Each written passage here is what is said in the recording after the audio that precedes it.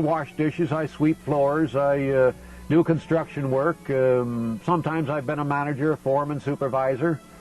In fact, most of the time I have been. Doing any kind of work to support myself and maintain myself in life.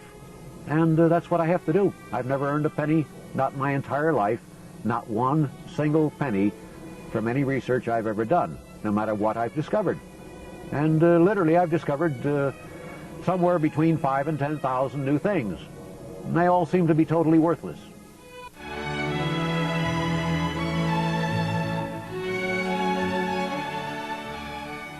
In 1960, I wrote a letter to my mother, and in that letter I suggested that there should be a source of energy, an absolute ridiculous minimum. Now, ridiculous. It couldn't be so small. It'd have to be at least 1 billion times more powerful than the sun, our star.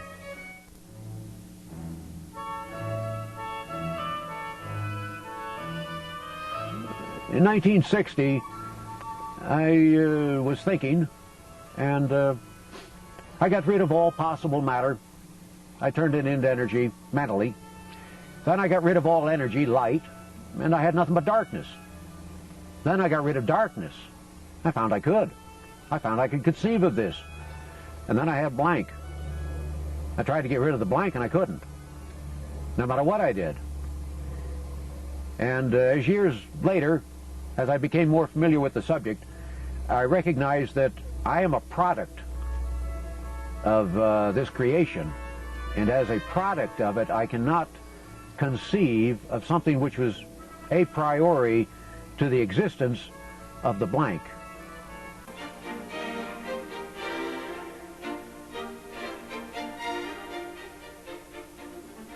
The blank is what existed at the beginning, and now we're talking the origin of the universe.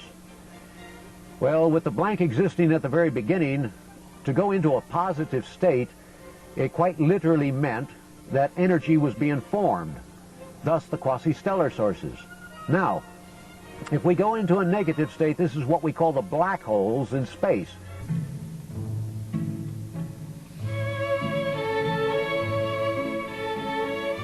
Gravity, as Newton and Einstein knew it, does not exist. You have to go back, I think it's about 15 years ago, they put gravitometers, down oil wells about 6 miles deep. And just testing what's the gravitational constant that deep. Well, according to Newton and Einstein, it's a certain specific quantity, or within a small range.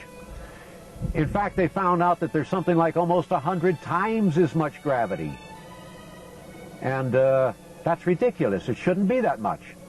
So gravity, as Newton and Einstein knew it, as you go down into the Earth, doesn't exist. There's something else far more powerful. In 1962, I suggested implosive gravity experiments. U.S. News and World Report magazine in late 1962 gave the credit to Einstein, and I didn't even know his theory at the time. I was working off my own knowledge. And they gave him the credit because he had also suggested that when hydrogen is imploded, there should be a gravitational reaction. Well, this is what I was basically saying for implosive gravity experiments.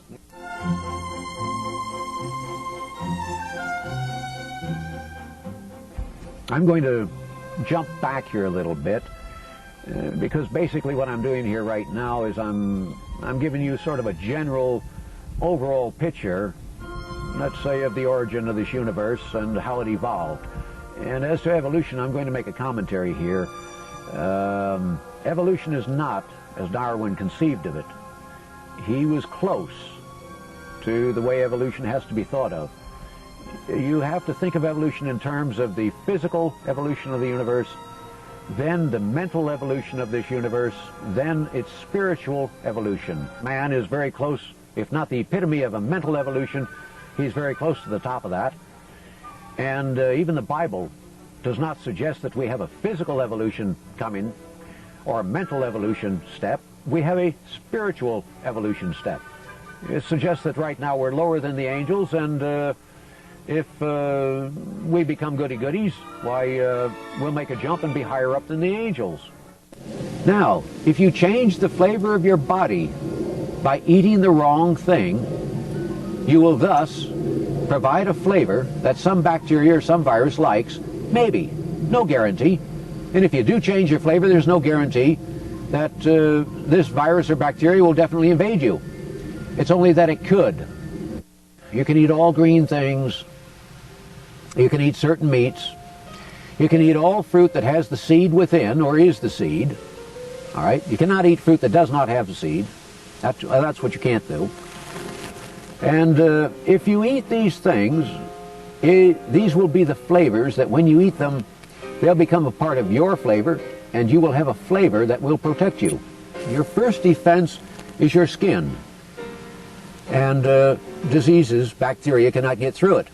Now, should they get through it, your second defense becomes your flavor. They don't like it. So therefore, they will not eat you. They will not propagate within you and start eating you. Now, concerning the fact that what we eat is what we are, we change the flavor of our body, there is a cure for AIDS. And the cure would have to be relative to the fact that over 90% of the human flesh will change within 7 to 10 years simply by continuing to eat. And as parts of your body get old, they're eliminated and new parts go in.